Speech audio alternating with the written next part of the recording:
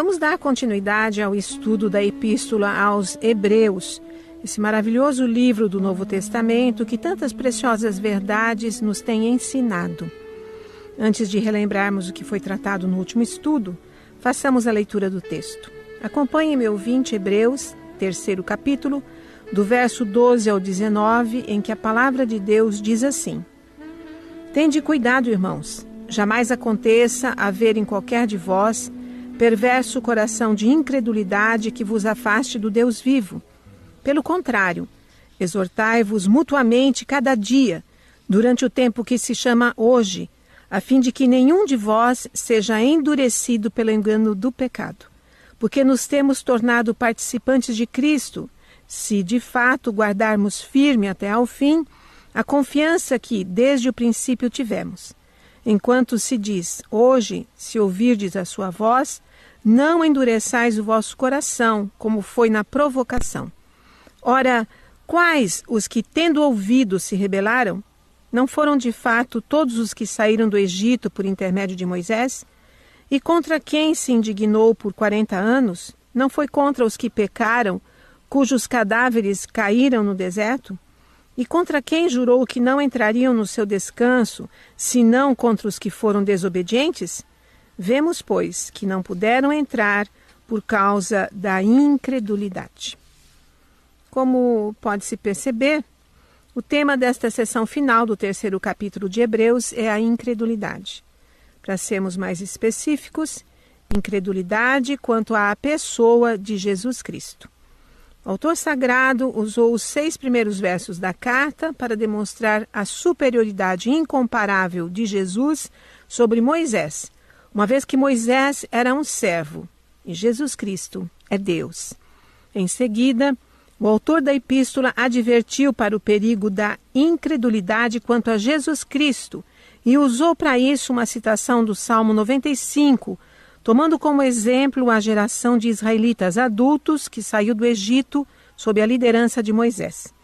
Esse é um exemplo no sentido negativo, porque aquela geração foi condenada a perecer no deserto por causa da dureza dos seus corações, da sua incredulidade, mesmo tendo visto os poderosos feitos realizados por Deus. Somente os que haviam saído do Egito com menos de 20 anos, bem como Josué e Calebe, puderam entrar em Canaã. E do verso 12 até o final, o autor da epístola aplica diretamente aos seus leitores o significado daquela citação do Salmo 95. No último estudo, nos detivemos nos versos 12 e 13, a propósito dos quais eu fiz 3 destaques. Primeiramente, destaquei que o verso 12 é um convite a examinarmos nosso próprio coração. Uma vez que o Espírito Santo habita nos verdadeiros cristãos, nós temos essa poderosa ajuda com a qual podemos nos sondar e verificar se existe em nós mesmos alguma inclinação para a incredulidade quanto à suficiência da pessoa de Jesus Cristo. Caso exista, devemos nos arrepender disso imediatamente. Em seguida, destaquei que é impossível alguém abandonar a Cristo sem afastar-se do Deus vivo. Em nossos dias, muitos pensam que podem acrescentar coisas estranhas, crenças estranhas à fé cristã, e pensam que isso não faz mal, mas estão enganados. Da mesma forma que os primeiros leitores da Epístola aos Hebreus são advertidos quanto ao perigo de voltarem seus olhos para Moisés e o sacerdócio levítico, desviando-se de Cristo Jesus, nós também devemos tomar o maior cuidado quanto a práticas que, na verdade, são supersticiosas e até mesmo idólatras. A grande questão é que a autêntica fé cristã não tem necessidade alguma de símbolos visíveis, exceto o pão e o cálice da ceia do Senhor e a água do batismo. Não precisamos de copos com água, de óleo ungido, de fitinhas e rosas ungidas, de novenas evangélicas ou novas revelações. A Bíblia é a revelação especial de Deus para nós. Essa é a nossa fonte de conhecimento, de ensino, de correção, de consolo e de direção para a nossa vida. E a Bíblia não fornece nenhuma base para essas crenças que estão sendo incorporadas à fé pelos evangélicos. Ao contrário, A Bíblia contém sérias advertências contra isso. Quem tem dúvidas, eu sugiro que leia a carta aos Gálatas, pelo menos. Como eu disse no estudo passado, esses acréscimos supersticiosos não representam fé, e sim incredulidade na suficiência de Cristo Jesus. É o mesmo que abandonar o nosso Salvador. É o mesmo que afirmar que Ele não é suficiente para nós. E abandonar Cristo é o mesmo que afastar-se do Deus vivo. Cada um veja, portanto, o que está ensinando as suas ovelhas, e cada ovelha veja bem onde é que está colocando a sua fé. No último estudo, vimos ainda que os cristãos têm a responsabilidade individual e corporativa de zelar pelo bem-estar espiritual dos seus irmãos na fé. Como igreja do Deus vivo, nós somos um corpo, do qual Cristo é a cabeça. Quando um membro desse corpo glorioso adoece, todos sentem, ou pelo menos todos deveriam sentir, deveriam solidarizar-se. Daí a responsabilidade que temos com a saúde espiritual desse corpo. Não vivemos apenas para nós mesmos. O bem-estar dos nossos irmãos deve nos interessar. Por essa razão, o verso 13 do nosso texto ordena que nos exortemos uns aos outros, a fim de que nenhum de nós seja endurecido pelo engano do pecado. Observe que o texto nos pede mais do que apenas orarmos pelos que estão se desviando. O texto pede exortação mútua. Isso exige humildade para receber exortação, firmeza para fazer exortação, e sabedoria e amor cristão em ambos os casos. Vejamos, meu ouvinte, mais ensinamentos que o nosso texto na carta aos Hebreus nos propicia. E o que primeiro quero destacar nesta tarde é que o tempo presente é um período de graça que Deus estende até que a morte ponha um fim à vida terrena da pessoa. O verso 13 diz: exortai-vos mutuamente cada dia, durante o tempo que se chama hoje. Preste atenção na ênfase dada à palavra hoje. Ela está em maiúscula na nossa Bíblia. O autor de Hebreus liga a exortação que está fazendo ao texto do Salmo 95 que ele citou no verso 7. Hoje, está escrito lá, se ouvirdes a sua voz, não endureçais o vosso coração. Essa palavra liga momentos tão distantes um do outro na história e liga os leitores da carta à geração que pereceu no deserto. A palavra hoje nos fala da urgência que todo indivíduo tem de acertar a sua situação com Deus. O momento em que se ouve a voz do Espírito Santo, seja através da leitura da palavra de Deus, seja através da pregação, esse é um momento em que a graça divina está agindo no coração do pecador. Esse é um período gracioso, que pode já estar durando bastante tempo e pode estender-se mais ainda. Contudo, sempre será um período limitado, que Deus estende, que Deus prolonga, até que a morte coloque um fim à vida terrena do indivíduo. E nunca sabemos quando será esse dia. O dia em que a porta se fechará, em que as oportunidades cessarão, em que a doce voz do Espírito Santo não mais chamará aquele pecador ao arrependimento. A parábola da porta estreita, narrada por Jesus no Evangelho conforme Lucas, 13º capítulo, do verso 22 ao 30, fala-nos de um momento em que a oportunidade de arrependimento irá terminar. Do verso 25 ao 27, nós lemos: quando o dono da casa se tiver levantado e fechado a porta, e vós do lado de fora começardes a bater, dizendo: Senhor, abre-nos a porta, ele vos responderá: não sei de onde sois. Então direis: comíamos e bebíamos em tua presença, e ensinavas em nossas ruas. Mas ele vos dirá: não sei de onde sois. Apartai-vos de mim, vós todos os que praticais iniquidades. Esse dono da casa, da parábola contada por Jesus, certamente simboliza Deus Pai. Ele é quem um dia fechará a porta da oportunidade. Observe que haverá quem esteja tão descuidado com a sua vida espiritual que irá bater inutilmente na porta fechada. E será gente que simpatizava com o Evangelho, porque irão argumentar: comíamos e bebíamos em tua presença e ensinavas em nossas praças. Mas essa mera simpatia com o Evangelho não salva o pecador, porque o dono da casa encerrará o assunto afirmando que não os conhece. Devem afastar-se de sua santa presença todos os que praticam iniquidades. Para esses, o período da oportunidade terminou. O professor Simon Kistemaker, em seu comentário de Hebreus, publicado pela editora Cultura Cristã, lembra que chegará o momento quando Deus deixará de avisar o homem pecador. Quando esse momento chegar, o dia da graça se tornará dia de julgamento. Meu ouvinte, também devemos considerar que o fim da vida pode chegar de forma inesperada para algumas pessoas, como nós mesmos temos oportunidade de constatar frequentemente.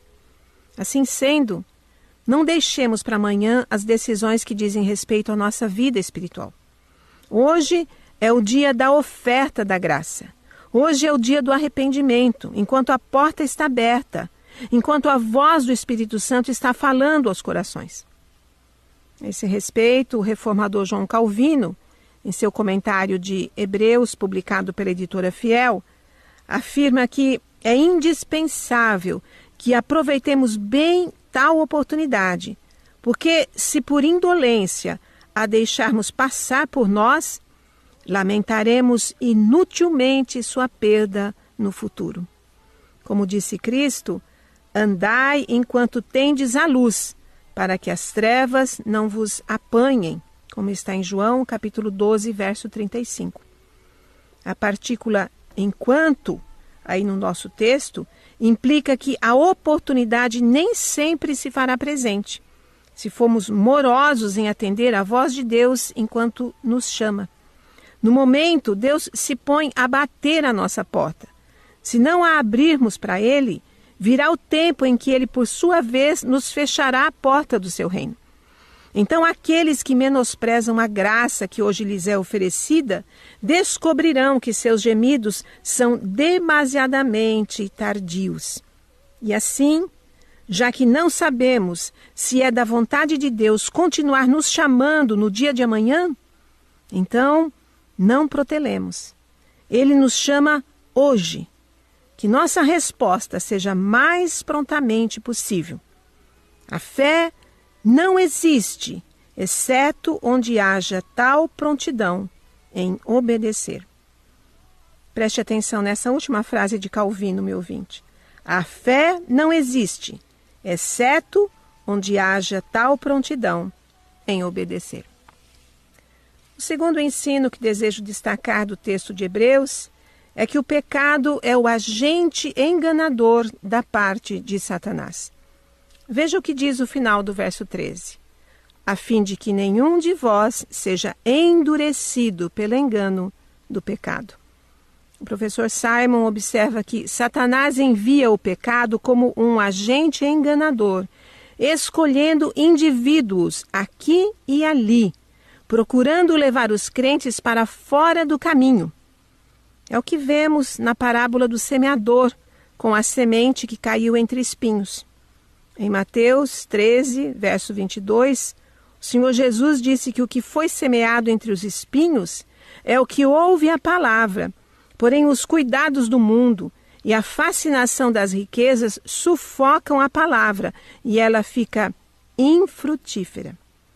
Em Romanos, capítulo 7, verso 11, lemos que o pecado engana e mata. E na segunda carta aos Coríntios, capítulo 11, verso 3, o apóstolo Paulo repreende aqueles crentes nos seguintes termos: receio que, assim como a serpente enganou Eva com a sua astúcia, assim também seja corrompida a vossa mente e se aparte da simplicidade e pureza devidas a Cristo.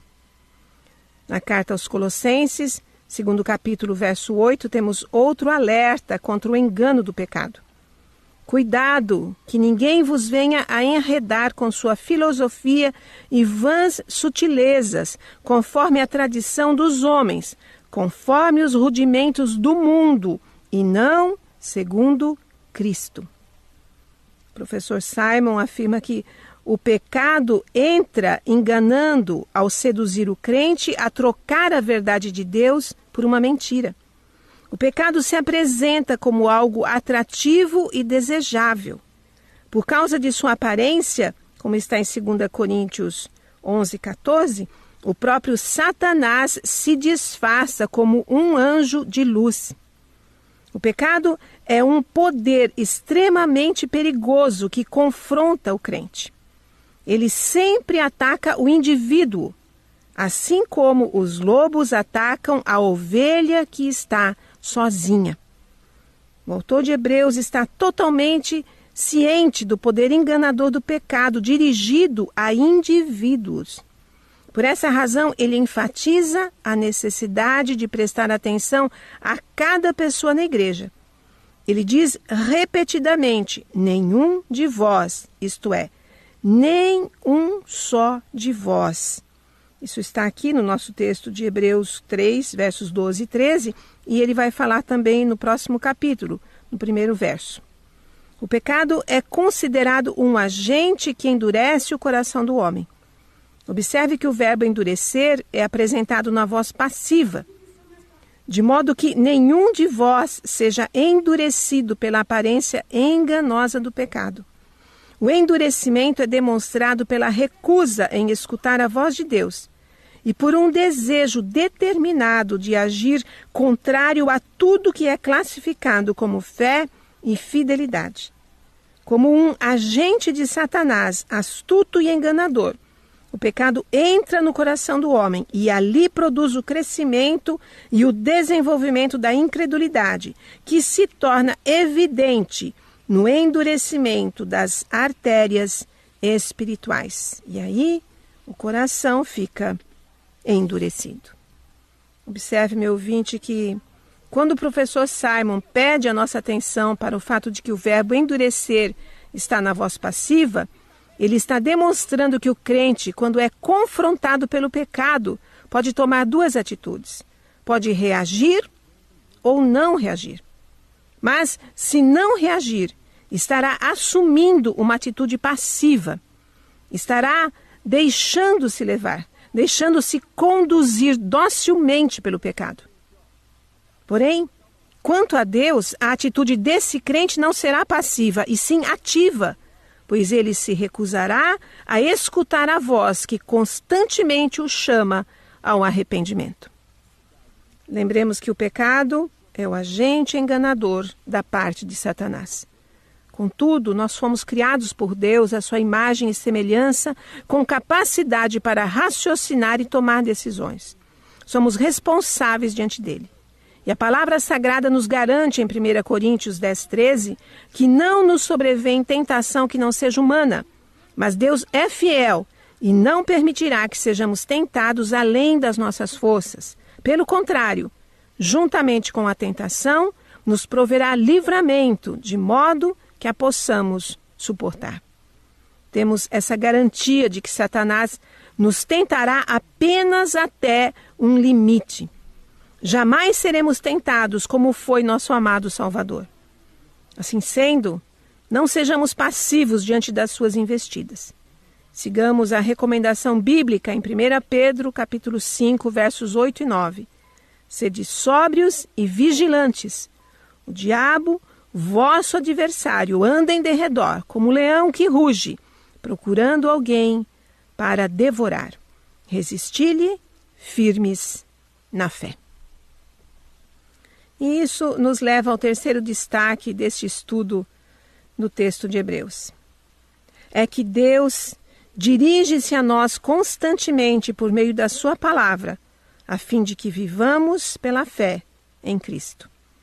Os versos 14 e 15 do nosso texto dizem: porque nos tornamos participantes de Cristo, se de fato guardarmos firme até o fim a confiança que desde o princípio tivemos. Enquanto se diz, hoje, se ouvirdes a sua voz, não endureçais o vosso coração, como foi na provocação. João Calvino observa que o autor da epístola enaltece seus leitores porque eles haviam começado bem, mas ele ressalta a necessidade de perseverança. Não poderiam ficar passivos diante das investidas do mal, sob o pretexto da graça que já haviam alcançado. Calvino percebe que muitos meramente experimentam o Evangelho, provam o Evangelho, como se já houvessem atingido o topo, sem se preocuparem em progredir. O que resulta disso é que não só desistem em meio ao curso da sua corrida, ou no próprio início da mesma, mas também que desviam seu curso em outra direção. Há uma pergunta que devemos nos fazer. O que mais desejaríamos após havermos encontrado Cristo? Se a posse dele, termos Cristo, tem por base a fé, então devemos permanecer firmes nela, para que também possamos reter a posse perpétua dela. Cristo entregou-se em nosso favor para que desfrutemos dessa condição, para que preservemos até o momento da morte essa grande bênção pela mesma fé, através da qual nos tornamos participantes dele. Por isso, o autor diz no princípio, significando que a fé havia apenas começado. Simon Kistemaker observa que somente a fé mantém os crentes em um relacionamento vivo com Jesus Cristo. A palavra confiança significa o contínuo agarrar-se a Cristo pela fé. E, para nos lembrar uma vez mais sobre a necessidade diária de escutar atentamente e com obediência à voz de Deus, o autor de Hebreus cita a frase, agora bem familiar para nós, do Salmo 95. Hoje, se ouvirdes a sua voz, não endureçais o vosso coração, como foi na provocação. Deus, meu ouvinte, se dirige a nós constantemente por meio da sua palavra e espera que vivamos pela fé para darmos a Ele nossa atenção exclusiva. Meu ouvinte, como eu tenho enfatizado nos últimos estudos, é lamentável que tantas crenças e práticas estranhas estejam penetrando com facilidade no meio evangélico. No catolicismo romano, isso já é antigo, isso ocorre desde pelo menos a Idade Média e tornou-se escandaloso no período da Reforma Protestante. Mas o clero católico sempre aceitou acréscimos que contaminaram a fé. Assim foi que penetrou no cristianismo antigo a veneração aos mártires e a Maria, transformados logo em santos. Assim penetrou o uso de imagens, assim penetraram as orações pelos mortos, a veneração a relíquias, como supostos pedaços da cruz de Cristo e fragmentos de ossos de mártires. As medalhinhas com imagens de santos no pescoço e os rosários pendurados no retrovisor do carro são uma parte dessas crenças estranhas à fé cristã que vemos todos os dias neste nosso país de colonização ibérica. Já estamos acostumados com essa realidade, uma vez que muitos de nós nasceram em lares católicos. Eu me lembro de muito pequena ver minha mãe colocar um copo d'água em cima do rádio, porque um locutor chamado Pedro Geraldo Costa ia reproduzir a voz de um padre chamado Donizete, de Tambaú, e isso iria abençoar aquela água que minha mãe dava para tomarmos um gole cada um. Minha pobre mãe acreditava que aquela água estava abençoada. Muitos de nós cresceram crendo nisso e em superstições semelhantes.